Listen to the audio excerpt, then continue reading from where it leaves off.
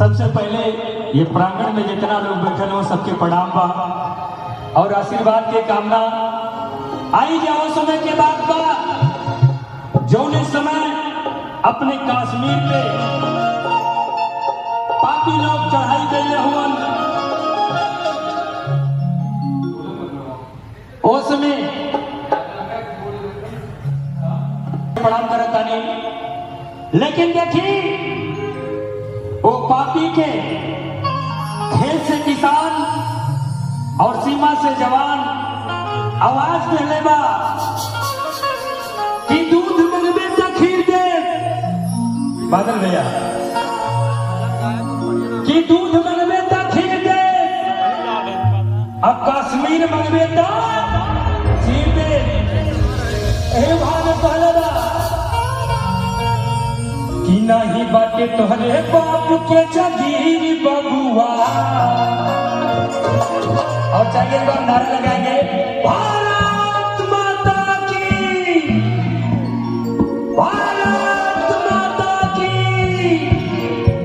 आई और नहीं बाटे तोहरे बाप के जगीर बबुआ, नहीं बाटे तोहरे बाप के जगीर बबुआ। कश्मीर जनी मांगा दे बची बबुआ, कश्मीर जनी मांगा दे बची बबुआ।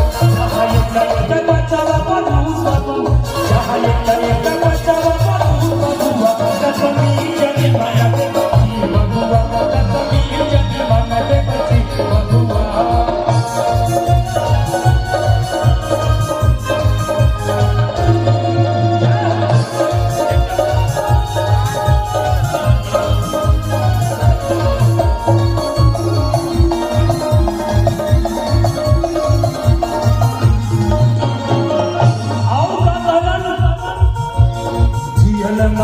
मोरे देश के कसौटी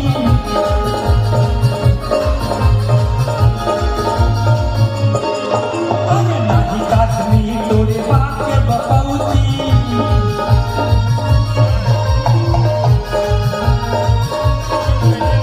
जियल मगल मोरे देश के कसौती, नाही कश्मीर तोरे बाप के बपौती। खेले खुनवा के होली चाहती बबुआ, खेले खुनवा के होली,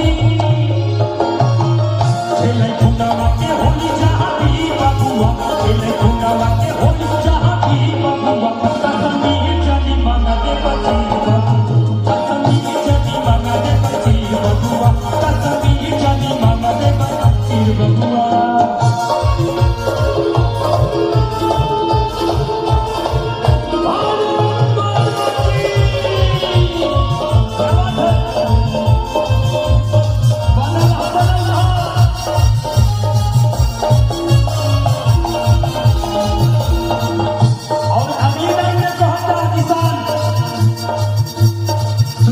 बनाने बीवी तीनिया बिछावना,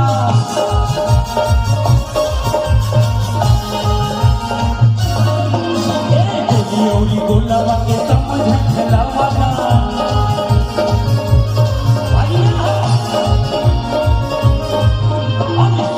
बिछावे बीवी तीनिया बिछावना, गोली गोलावा के समझ खिलावना। समझे तो किया मिसाइल के धूल बबुआ, समझे तो किया मिसाइल के धूल बबुआ। कश्मीर जनी मांगा दे बची बबुआ, कश्मीर जनी मांगा दे बची बबुआ, कश्मीर जनी मांगा